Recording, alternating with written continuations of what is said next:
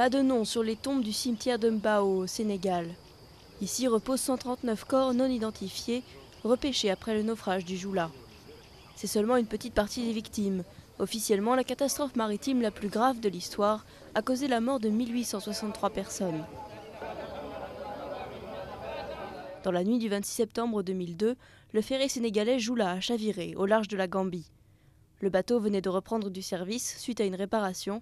Plus de 1900 personnes avaient embarqué, pour une capacité de 580 passagers et membres d'équipage. L'épave n'a jamais été renflouée et la plupart des corps jamais repêchés.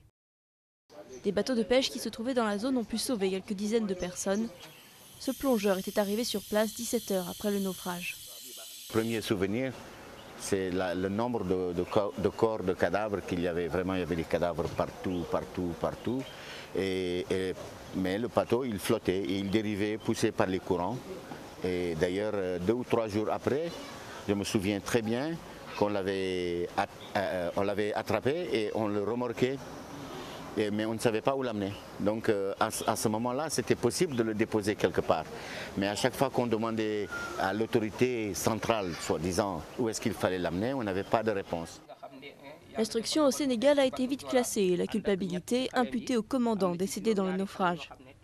La majeure partie des familles des victimes ont accepté une compensation économique d'environ 15 000 €, mais elles attendent toujours que l'État tienne sa promesse de prendre en charge les orphelins.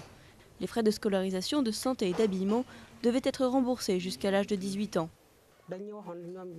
On nous avait promis du soutien éducatif et de la nourriture, mais jusqu'à présent, on n'a rien vu.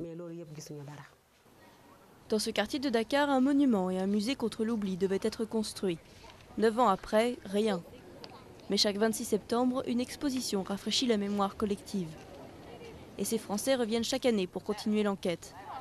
Alain Verschatz représente les 22 familles françaises qui ont perdu des proches dans l'accident du Jola. Étant donné que le président Wade voulait absolument pas qu'on parle du Jola, il était dans l'oubli total et la non-reconnaissance. Nous, familles en France, n'ayant eu aucune réponse à nos questions, nous avons déposé plainte et puis les plaintes ont engendré l'ouverture d'une instruction judiciaire qui a eu lieu le 1er avril 2003. L'instruction en France pourrait déboucher sur un procès dans les prochains mois.